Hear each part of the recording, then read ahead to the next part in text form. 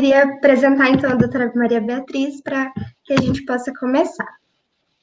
Então, ela é médica ginecologista, tem título de qualificação em colposcopia, pós-graduada em dor, com ênfase em dor pélvica, pós-graduada em acupuntura, coordenadora geral do Comitê de Ligas de Dor do Brasil, coordenadora da Liga Interdisciplinar para o Estudo da Dor e médica do Grupo da Dor do Hospital INC, o Instituto de Neurologia de Curitiba. Bom, câncer de mama e aspectos gerais. Em primeiro lugar, a gente vai dar uma olhadinha na questão da anatomia, para a gente poder entender um pouquinho do que a gente vai falar. Você tem o arco costal, onde são as costelas, né? O músculo peitoral maior, que está logo abaixo da mama, tecido gorduroso, os lóbulos, que é onde são formados a questão na amamentação, o leite materno, né? E os ductos, por onde sai o líquido e vai sair no mamilo. Aqui a gente vai ver colorido, né? A mesma coisa que a gente viu no outro, aqui o arco costal, costelas, músculos intercostais, aqui o músculo peitoral maior, a parte gordurosa, vasos, os lóbulos ácidos, glandulares, os ductos, saindo no mamilo e a areola em volta, ok? O câncer de mama é o câncer mais incidente em mulheres no mundo, cerca de 18% dos tumores femininos. Segundo o INCA, o Instituto Nacional de Câncer do Brasil, para o ano de 2020 foram estimados 66 mil casos novos. É uma patologia multifatorial, né? 85% dos cânceres de mama acontecem após os 50 anos de idade nas mulheres, e nos homens, 65 aos 67 anos. E lembrando que, cada ano que passa, a incidência do câncer de mama aumenta 1%. Então, a estimativa da incidência seria sempre 1% a mais em cada ano. Geralmente, o que pode apresentar de alteração? Nódulos, cistos, complexos ductos dilatados, com conteúdo heterogêneo e principalmente evidenciado em mamografia e ultrassom de mama, que são os exames de rotina e prevenção. E no caso do carcinoma, o carcinoma ductal, a questão de ducto, é mais comum e compreende entre 80% a 90% dos casos. Já nos homens, que nós temos também câncer de mama nos homens, né, a incidência é de 1 para 1000, conforme a American Cancer Society, em 2019. A estimativa dos casos em 2020, no caso da American Cancer Society, foi que o câncer de mama nas mulheres, estimativa, né, seria 279.100. Em segundo lugar está o câncer de pulmão, e depois, no caso dos homens, próstata, coloretal, melanoma, e também a questão de estimativa de mortes para câncer de mama, no caso, ele está lá no quarto lugar de estimativa de mortes para 2020. Ele já não é tanto quanto seria o câncer de pulmão. Em questão dos cânceres em geral, né, pelos dados do INCA do Brasil de 2020, a incidência estimada para casos novos, homens e mulheres. No caso das mulheres, o câncer de mama seria primeiro, colo rectal, colo do útero também está aqui com 7,5%, e aí vem o câncer de pulmão. No caso dos homens, a próstata está em primeiro lugar, colo retal e brônquio, né? A mama nem aparece aqui porque ela dá, nos casos dos homens, 1% de todas as neoplasias, né? Mas a câncer de mama e é relacionado ao câncer de próstata no homem, isso aqui tem uma correlação. Aqui a taxa de mortalidade por câncer de mama, pelo INCA também, em caso de 100 mil mulheres, num estudo de 1990 a 2018. Uma das coisas que foi verificado é que as mulheres de 50 a 59 anos ou mais, a taxa de incidência de mortalidade é maior, sendo que quanto à idade, a taxa praticamente não muda, tá? Mas, em termos de faixa etária, no câncer de mama, a mortalidade aumenta. Aqui nós podemos classificar a taxa de sobrevida do tumor em relação ao tumor, principalmente em relação ao tamanho do tumor, tá?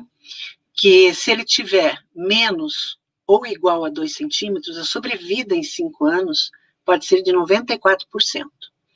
De 2 a 5, 80%. E mais de 5 em 66%. Por aí vocês veem que quanto antes for feito o diagnóstico, e a prevenção ser importante, a taxa de sobrevida em 5 anos é bem maior. Também de acordo com a idade no diagnóstico. Câncer de mama, antes dos 40 anos, a taxa de sobrevida é 82%. E mais de 40, a taxa de sobrevida é um pouquinho maior. Tempo de sobrevida global, no caso, 5 anos, 89%, 10 anos, 81%, e 15 anos, 73%. Em suma, o que vale é, quanto antes for feito o diagnóstico, melhora a relação entre tudo. Diagnóstico, tratamento, sobrevida, tudo vai ser melhor. Os fatores de riscos que existem em termos de por que pode ser que tenha câncer de mama, tal, então tem estudos que visam, né, mostram que existem fatores de riscos não modificáveis, quer dizer, não temos como modificar isso, é uma coisa concreta, estrutural, e os modificáveis que a gente vai ver lá na frente. Em questão de gênero, ela principalmente se manifesta mais em mulheres, em proporção de 100 para 1, né? E no Brasil, em 2000, segundo os dados da OMS, da Organização Mundial de Saúde, o óbito foi de 8.000 mulheres e 82 homens com a doença. A questão da idade, que a incidência aumenta com a idade, né, menos de 1% acontece antes dos 25 anos. 50% ocorre entre 50 e 64 anos, aí já vem a taxa de perto de menopausa, questão hormonal, essas coisas todas. 30% acima dos 70. Na questão do histórico familiar, 20% das mulheres que possuem histórico familiar, principalmente nos familiares de primeiro grau, sendo menos o risco em familiares de segundo grau. E se principalmente se o familiar for do lado materno, tá? Outra questão que é interessante é saber se o familiar apresentou câncer de mama de um lado só ou nas duas mamas, e se foi antes dos 50 anos, porque daí a chance do histórico ter alguma influência é maior. E 5 a 10% dos cânceres de mama apresentam transmissão hereditária, sendo mais comum o BCR1 e o BCR2. Ainda continuando nos fatores de riscos não modificáveis, temos as questões da patologia mamária prévia, ou seja, tem apresentado alguma vez na vida alguma alteração. Uma hiperplasia, fez biópsia, não tinha nada, não tinha atipia nenhuma, então o risco relativo fica entre 1,5 a 2 vezes de chance. E quando tem lesões que ocorrem na mama, por qualquer alteração, hiperplasia com atipia, por exemplo, a chance é de 4 a 5 vezes de ter risco de câncer de mama, de ter câncer de mama. Os fatores reprodutivos e hormonais, o risco está muito relacionado com a questão do estrogênio, do estímulo do estrogênio, a exposição. Quanto mais tempo ela estiver exposta, quanto mais tempo ela tiver de fase reprodutiva, no caso, assim, que eu quero dizer é o seguinte, a menstruação ocorre antes, tipo 11 anos, e ela só vai ter a menopausa lá por 50 anos. Então, a faixa de tempo que ela ficou exposta ao estrogênio é grande. Não que isso vai ser uma coisa definida, não, isso depende de vários fatores, mas esteve com mais exposição ao estrogênio. Então, aqui, como está vendo aqui embaixo, a menstruação precoce e a menopausa tardia. E mulheres também que nunca gestaram, que nunca tiveram uma gravidez, ou então que a gravidez seja tardia, após os 30 anos, também tem um risco aumentado. Por quê? Por causa da questão da exposição ao estrogênio, né? E a amamentação sempre foi estudada, ou foi dita como sendo um fator de proteção, mas a gente vê pela questão na prática que não é bem assim. Tem mulheres que sempre amamentaram e que têm câncer de mama. Então, não se tem ainda uma comprovação científica neste caso. Agora vem os fatores de riscos modificáveis, aliás. Isso aí é o que a gente pode alterar para poder se beneficiar, digamos assim. A questão da obesidade não é só em relação ao câncer de mama, mas em questão dos outros cânceres também, tá? Principalmente na pós-menopausa, por quê? Na pós-menopausa, quando você não tem mais ovário funcionando, mas se você tem obesidade, as células gordurosas, elas fazem a produção de estrogênio. Ela continua tendo exposição ao estrogênio. Então, isso facilita que possa ter câncer de mama. E também acham que está recidiva. Nas recidivas, a obesidade pode atuar também pelo mesmo motivo, tá? Que seria a elevação do estrogênio pela produção das células gordurosas. Então, aqui ele está dizendo que alguns fatores que justificam a obesidade, embora não sejam um fator determinante, são tipo 7, que no nosso caso aqui é a elevação dos níveis de hormônios sexuais pela produção de estrogênio. Na questão dos cânceres intestinais, por exemplo, ocorre uma mudança na microbiota intestinal. Então, isso facilita e diminui a proteção no caso do intestino. As outras opções ali, não necessariamente em cima do câncer de mama. A recomendação é manter-se o peso adequado, questão da atividade física, etc. Então, a importância da obesidade como fator de risco do câncer de mama e na recidiva também. Dentro dos fatores de risco notificados, nós temos a terapia de reposição hormonal. No caso de usar ou não hormônio, no caso de reposição hormonal mesmo, aí vai ter as contraindicações que você pode ter por paciente tabagista, uma cirurgia de varizes e outras coisas, a gente também não vai poder usar por risco de trombose. Porque os fitoestrogênios, eles estimulam a produção de estrogênios, atuam nos receptores dos estrogênios. Então, geralmente, a gente não usa mais em si os fitoestrogênios, usa outro tipo de fitoterápico, mas a gente tem evitado isso aí. Se bem que no Japão, a gente vê que a taxa de mortalidade por câncer de mama apresenta quase 1/4 da dos Estados Unidos, é bem menor. Mas aí se diz, então, porque eles comem soja, então eu também vou comer. Mas a alimentação deles é baseada nisso a vida inteira, diferente da nossa, do lado ocidental. A questão do uso de contraceptivo oral, hoje em dia está muito... As meninas estão muito preocupadas em termos, não vou usar hormônio, estão usando contraceptivo e resolvem parar. Enfim, não tem nenhum estudo que justifique que o contraceptivo oral possa influenciar no aparecimento do câncer de mama. O que acontece é o tempo de uso desse anticoncepcional, em torno de 10, 20 anos, se bem que isso também não está comprovado, é só uma sugestão por causa de um estudo que foi realizado na Dinamarca em 2017, né? Mas esse estudo também não avaliou o impacto na mortalidade pelo câncer. Então, vale lembrar também que os anticoncepcionais reduzem o risco de câncer de ovário, de endométrio e coloretal. Então, aí vem o risco e o benefício, né? Que é preferível, às vezes, não ter uma gravidez indesejada do que ter um risco que a gente não sabe realmente se é verdadeiro, né? Aí, essa questão das síndromes genéticas, que são 5 a 10% dos casos de câncer de mama que estão relacionados a mutações genéticas. Entre eles, tem o BCRA1 e o BCRA2, que dá 12% das alterações genéticas. No BCRA1, o cromossoma 17, ele tem alta prevalência dos cânceres mamários bilaterais, tá?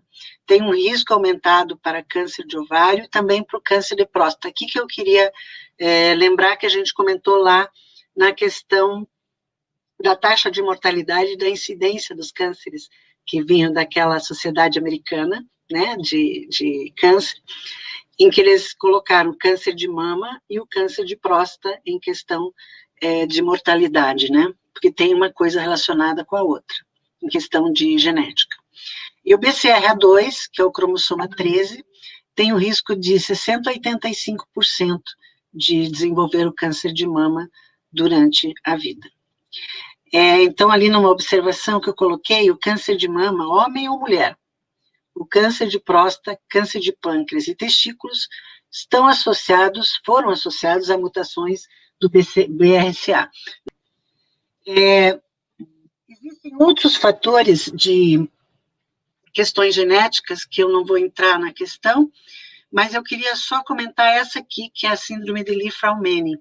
Essa síndrome, eu tive uma paciente com ela, porque era uma paciente de 33 anos, que ela apareceu a primeira vez no consultório, e geralmente eu faço uma mamografia em ultrassom de mama, assim, para poder conhecer a estrutura da paciente aos 35 anos. Depois está tudo bem, a gente passa a fazer a rotina a partir dos 40. E essa moça, com os 33 anos, eu perguntei, você fez algum ultrassom, alguma coisa de mama alguma vez? Não. Então, vamos fazer uma. E ela estava com câncer, um carcinoma ductal invasor. E eu encaminhei para o mastologista, né? Mas essa moça foi indicada fazer a radioterapia, tá? E quando ela foi fazer a radioterapia, por um acaso, o médico que estava na hora lá no momento desconfiou pela história que ela contou e disse, não, você não vai fazer radioterapia. Você primeiro vai fazer um exame genético, vai consultar um geneticista. E aí veio a surpresa. É uma condição rara, caracterizada pela mutação do gene P53, que o P53 é um supressor tumoral, ou seja, ele, entre aspas, limpa as células que não são corretas do organismo, impedindo a formação de neoplasia, e nesse caso ela tinha um defeito nesse gene, que é a tal da síndrome da Li-Fraumeni. E 50% dessas pacientes desenvolvem esse câncer em torno dos 30 anos, e deve-se evitar o uso de radioterapia no tratamento, pelo risco de desenvolvimento de novos tumores, como, por exemplo, o sarcoma de Parkinson. Então, essa menina teve, entre aspas, uma sorte de ter feito o exame rápido, né, antes do indicado, e desse médico estar presente na hora para poder impedir a radioterapia. Depois ela fez a pesquisa familiar e todos eles da família têm alteração no P53, ou seja, não tem como impedir a formação dos cânceres, então ela faz um PET-7 todo ano para poder ver se não se formou algum câncer ou não no organismo. Bom, continuando. Em termos de exames de diagnóstico por imagem, o imperativo, não tem como. Ai, doutora, eu não quero fazer mamografia, não interessa. Você vai fazer porque um apertãozinho, mesmo que seja doloroso, mama grande, mama pequena, não tem mama que aperta e não doa. É uma maneira de você achar que um apertãozinho pode salvar uma vida, né? Então, é o melhor método de diagnóstico precoce do câncer de mama. É realizado pelo mamógrafo, que é um raio-x de baixa energia, de alto comprimento de onda, então não tem problema com questão de raio-x, não causa câncer de tireoide, como sempre por aí, não tem nada, tá? O fato salva vidas. Ele detecta lesões a partir de 0,1 milímetros, e a imagem pode ser analógica, digital ou 3D, que a gente vai ver ali na frente, mas sem diferença para o diagnóstico. A imagem é a mesma, e o profissional que está acostumado a ver as imagens, a diferença é só a questão de foco, né? Quer dizer, a imagem é mais bonita. E a compressão é fundamental da mama, porque ele reduz a espessura da mama e impede que uma estrutura suba na outra, se bem que isso às vezes acontece, tá? E mamas com prótese podem fazer a mamografia, não vai explodir a prótese, não. Na questão do câncer de mama, o diagnóstico vem dizendo se é categoria 1, 2, 3, 4, 5, etc. Então, por exemplo, o que é isso? É o que eles avaliam a conclusão do diagnóstico da mamografia ou do ultrassom, tá? Ou da ressonância magnética, se faz através do BIRADS. Então, se tem um BIRADS 0, a avaliação é incompleta, nós já vamos ver ali na frente como seria. Então, precisa de uma complementação. uma imagem adicional. Por exemplo, você pede só mamografia, tem muita gente que pede só mamografia, e vem uma categoria 0, você não tem como dizer se aquela mamografia está legal ou não, então você tem que pedir um exame complementar, que é a ultrassom de mama. Na realidade, é sempre bom pedir os dois, né? A categoria 1 geralmente é negativo, não tem nenhuma alteração. A categoria 2 são achados benignos. As calcificações, as pacientes ficam muito preocupadas. Deu calcificação, eu tenho algum problema? Não, depende do tipo de calcificação, né? Então, a gente tem as calcificações benignas, vasculares, ou do próprio tecido, que pode ser encontrados. Então, isso aí é achado benigno. Na 3, já tem alguma coisa, não necessariamente que seja suspeito, né, mas que pode ter alguma alteração que vale a pena a gente fazer segmento. Geralmente o segmento é de 6 em 6 meses, tá? Por 2 anos. Se não houver nenhuma alteração nesses 2 anos daquela alteração que foi vista, passa de novo para a categoria 2 e passa para o controle anual. Na categoria 4, existe já um achado suspeito, uma possibilidade, uma chance de ter um câncer ali. Então, já tem que se considerar a biópsia, uma ressonância ou alguma outra coisa mais, geralmente a biópsia, né? E existem divisões da classe de categoria 4A. A 4A, que a chance de malignidade é pequena, 2 a 9, a 4B, 10 a 49, e a C, 50 a 94 de chance de malignidade. Eu já vi muito 4A, paciente ficar desesperado e não tinha nada, não era nenhum achado maligno, tá? Agora, já a categoria 5 não tem erro, tá? São altamente suspeitos e aí a chance de malignidade é de 95% a 100%. E na BIRAD 6 é aquela que já é comprovado sendo câncer e ele só está ali fazendo um raio-x ou um controle.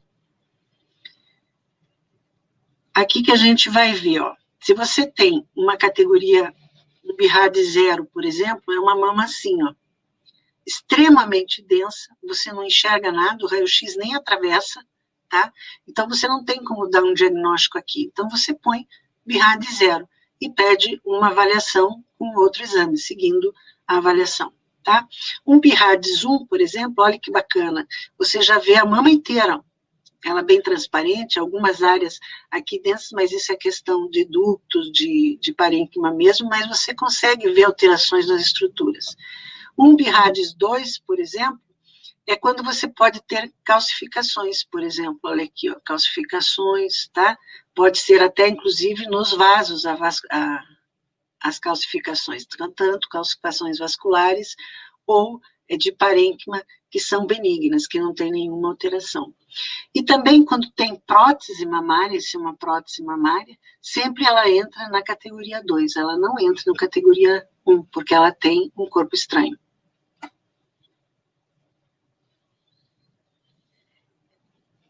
Continuando nos BIRADs, que o que você tem de um lado, você tem que ter do outro, tá? Então, se vocês observarem aqui está melhor visto, esse lado aqui tem uma concentração maior e esse aqui não tem. Então, isso aqui pode ser só uma questão de parênquima, pode ser dobra de parênquima, ou pode ser até uma alteração fibrocística, mas isso que vai ser seguido de 6 em 6 meses por 2 anos. Caso continue, permaneça do mesmo jeito, passa para a categoria 2, como a gente já comentou. Na categoria 4 aqui, a gente vai ver, ó, tem um nódulo bem com boa densidade, né, uma densidade bem aumentada, então isso aqui já é uma categoria 4, que suspeito que vai fazer uma biópsia ou prosseguir a investigação, né? Mas aqui está mais do que claro, evidente. Aqui no categoria 5, esse aqui é o tipo de nódulo, ó, esse não tem erro, você vê que é um nódulo raiado, cheio como se fosse um sol, cheio de espículas, ó, isso aqui é diagnóstico de carcinoma, câncer de mama. E aqui um BIRAD 6, que a gente já comentou, que já foi feita uma biópsia, já se sabe ser uma patologia maligna, por exemplo aqui, que então já é comprovado, seria o BIRADS 6. A questão da densidade no BIRADS, hoje em dia eles estão colocando, porque a gente, quando tinha os exames, dizia assim, mamas densas. Ah, tá, mas densas quanto? Ah, é extremamente densa. Não, é densa, é mais ou menos densa. Então, não se tinha uma ideia de quão densa era aquela mama. Então, eles puseram o padrão de densidade, que foi o padrão A, B, C e D. Quer dizer, quanto maior o padrão D, mais densa a mama é. Então, aqui um padrão A, e você enxerga tudo, parece que a mama é transparente. Uma composição B, um padrão B, que você vê que tem algumas alteraçõezinhas aqui, isso aqui seria categoria 2, lá naquele outro, né? Porque não tem nenhuma outra alteração. Se tivesse outra alteração, podia ser B com alguma alteração. A composição C, que ela é densa, podendo reduzir a sensibilidade, uma heterogeneamente densa que eles fazem, e esse aqui é o extremamente denso. Todos esses daqui, no caso, estão sem alteração, mas em todas elas, tanto A, B, C ou D, em termos de densidade, pode ter alguma outra alteração, não necessariamente só a questão da densidade. E os padrões A e B foram considerados de baixa densidade, claro, e o C e o D de alta densidade. Existem estudos dizendo que a mama extremamente densa tem a possibilidade de desenvolver o câncer de mama, mas isso também é só possibilidade, não é uma regra. A questão das calcificações. Uma mama normal, vocês vão ter calcificações, tá? Vocês podem ter calcificações na pele, que são as calcificações dérmicas. Às vezes vem calcificações bem fininhas, dizendo que é leite de cálcio, né? Esse aqui também tem um caso de mastite, que são umas calcificaçõezinhas lineares. Às vezes você vê uma calcificação assim, de meu Deus, né? Aqui estou perdida, né? Mas não, isso aqui é benigno. Quanto mais grosseiro, mais benigno, tá? Aqui é um fibroadenoma com calcificação. Aqui no caso é um rim, mas aqui não tem nada a ver. Isso aqui é vesícula, tal, etc. Mas aqui é a mama, tá? O fibroadenoma. E as margens suspeitas de calcificações, onde é que entra? Isso aqui, ó, um conjunto de calcificações bem fininhas, agrupadas, tá? Ou esse aqui, ó, mais calcificação, outras fininhas, lineares, agrupadas. O problema está no agrupamento de alguma coisa que não é o rotineiro, né? Que no caso dessas calcificações. Isso aqui você não vê em nenhum outro lugar, só na mamografia. Por isso a importância da mamografia, a questão das calcificações que podem diagnosticar um câncer de mama. Isso aqui você não vê no ultrassom de mama. Outra questão do câncer de mama, né, é o tipo de nódulos que a gente já comentou lá, que ele pode ser bem direitinho, bem circunscrito, pode ser redondo ou oval, mas se ele é irregular, você já começa a suspeitar. Em questão de margens, né, que a margem já pode ser microlobulada ou indistinta, não tem borrada, né, que chama, e a espiculada de sol, que a gente já viu lá, isso aqui pode ser suspeito.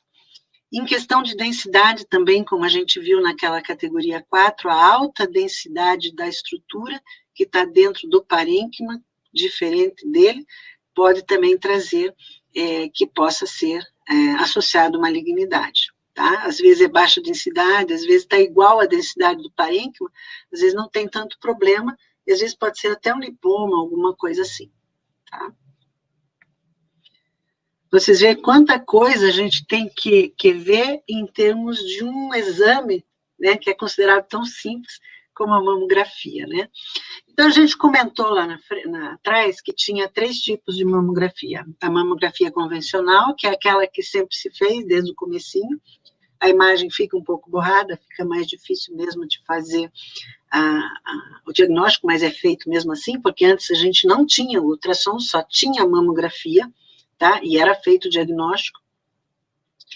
Depois veio a questão digital, em que você usa uma placa para poder fazer a transmissão via digital, e você poder colocar a imagem à disposição e tudo mais. E aí veio a mamografia 3D, que é a tomossíntese, né? Enquanto a mamografia convencional, ela tira 2 imagens de cada mama, né, que é a vertical e a horizontal, cada uma, a 3D tira várias, é como se fosse uma tomografia.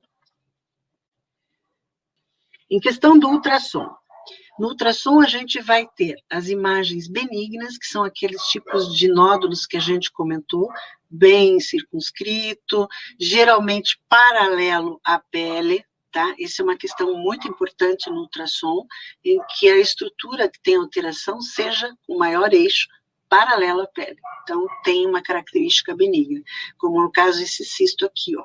A pele está aqui em cima, ó, e o maior diâmetro é paralelo à pele. Já quando você tem uma estrutura ao contrário, seria virar isso aqui ao contrário, ó, tá vendo? Então, uma estrutura assim, que não é paralela à pele, você já pode desconfiar. E aqui, ó, o especulado em termos do ultrassom. Existe um estudo, aqui você pode dizer, mas eu não quero fazer mamografia, eu quero fazer isso ou aquilo. Então, existe um estudo de 2012 sobre a taxa de detecção de câncer de mama, que só a mamografia, ela deu 7,6 diagnósticos em 1.000 mulheres. A mamografia e o ultrassom deu 11,8 em 1.000 mulheres. E só o ultrassom, 4,2. Então, vocês veem aí a importância da mamografia. E se associar os dois, então, aí é show de bola. Aí a coisa funciona. E nós temos também a questão da ressonância magnética, em que a gente pode fazer para comprovação de alguma outra coisa, tipo uma categoria 4 ou uma categoria 3 de uma pessoa que tem um histórico familiar. Então, às vezes, você pode pedir uma ressonância para poder te dar mais detalhes, tá? A única coisa que as pacientes reclamam é o tipo de exame, que você tem que entrar no tubo, e o tipo de posição, que você tem que ficar nesta posição com as mamas soltas para poder dar esse tipo de imagem. Mas é um exame muito bom, o único detalhe é que é caro, né? E não, para ser um exame de rotina, não tem sentido, né? Mas ele auxilia bastante na questão do diagnóstico. Câncer de mama e gravidez. Vocês já devem ter ouvido falar que existem algumas gestantes que aparece o câncer de mama quando estão grávidas, né? A incidência de 15 a 35% dos casos, 15 a 35 casos em cada 100.000 gestações. E pode ocorrer em torno de 3% durante a gravidez ou até 1 ano após o nascimento. E, geralmente, eles acham que isso se deve principalmente pela gravidez tardia que as mulheres estão tendo hoje, né? Acima de 30 anos, em que já existe uma predisposição genética maior para o câncer de mama. Independe da relação, da relação da gravidez em si, mas sim pela idade da paciente.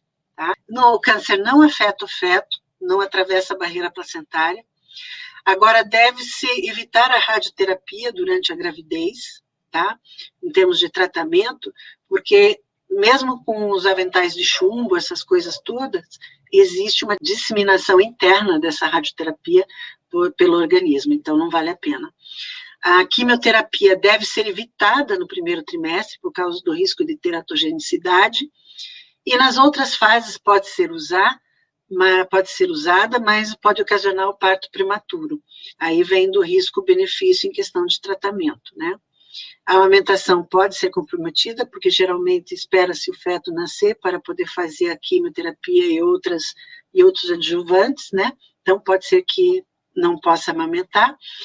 E o diagnóstico, a mamografia é imperativa e usa-se proteção com avental de chumbo, e aí pode associar também o ultrassom de mama.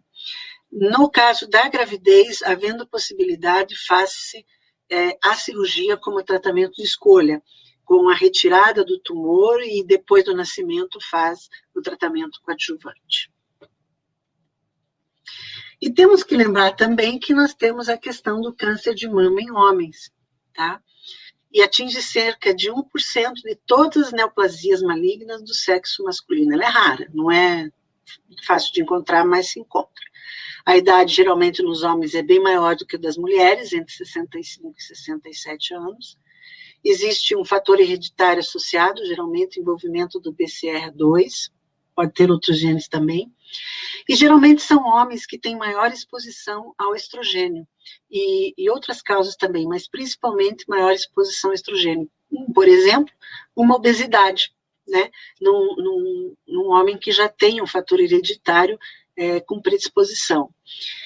O que geralmente apresenta? Pode apresentar uma ginecomastia, que é o aumento da mama, com uma descarga papilar, sai líquido pelo mamilo, cerca de 15%, dor mamária ou uma ulceração de pele, raramente é assintomático. Mamografia faz o diagnóstico e ultrassom também. O tratamento de escolha é a mastectomia, porque é uma mama pequena, fácil de tratar quando início, né? Aqui vocês veem o que pode acontecer, por exemplo, pode ter um nódulo de mama perto do mamilo ou então da axila. No caso, a descarga papilar aqui, ó, pode aparecer. E a aparência, a mudança da aparência da mama, da areola, mudança na direção do mamilo, alguma alteração estrutural. E vale também para os homens o autoexame, principalmente os homens que já têm uma predisposição. Continuando. Então, uma coisa super legal, uma coisa que pode ajudar muito, tá? É o autoexame, que deve ser feito principalmente no banho, que é mais fácil, tá? De poder fazer o exame assim mesma, né? E que pode detectar um nódulo, alguma coisa que era diferente daquilo que ela tem visto normalmente. Por exemplo, ela faz todo mês ou de vez em quando um autoexame no banho. Sempre ela sabe o jeitão da mama que ela tem. Se por acaso alguma coisa diferente daquele jeitão ela perceber, é a hora de procurar, tá? Porque a questão por exemplo, a mamografia hoje está legal. Daqui a 6 meses, eu não vou te dizer que não possa ter alteração. Pode, tá?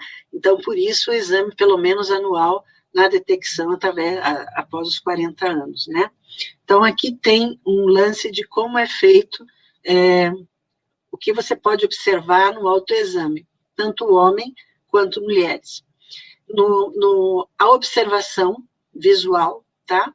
Você vai observar com os braços caídos, se tem alguma alteração na mama, uma está maior, outra está maior, existe uma alteração, um nódulo, por exemplo, que você vê, uma elevação, né? Com os braços levantados e com as mãos na cintura. Quando você faz um esforço, prende, aqui aperta a cintura, digamos assim. Quando você faz essa contração muscular, lembrem que tem um músculo embaixo da mama, pode ter um repuxamento, alguma coisa assim, ou ela pode ficar uma diferente da outra, né? Também aqui no banho do chuveiro, né? A posição para fazer o autoexame é levantar a mão, para você poder saber distinguir o que são nódulos ou não, porque se deixa o braço baixado, assim como está aqui, e faz o exame, você pode encontrar um monte de nódulo, que são os próprios lóbulos da mama, né? A própria estrutura. O tipo de fazer a palpação é em movimentos circulares, tá? Pode ser feito assim, principalmente pode ser radiado também, depois, ou então assim, tá? E também ao redor do mamilo. Então, esses são os movimentos. Se você, por exemplo, eu não sei fazer, eu não quero, não interessa, faz o que você sabe fazer, tipo aqui no banho. Se você vê que tem alguma alteração diferente daquilo que você acha que é o teu habitual, é hora de procurar. Claro que você vai estar fazendo também os exames de rotina. Bom, era isso que eu tinha para dizer. Lembrando também que nós estamos aí, além dos homens com câncer de mama, tem o Novembro Azul, que vai se seguir, e como sempre, né, a gente tem que estar puxando, né? Porque eles não têm a iniciativa, ou às vezes até tem, mas é muito raro. Então, o Outubro Rosa, de mão dadas com o Novembro Azul.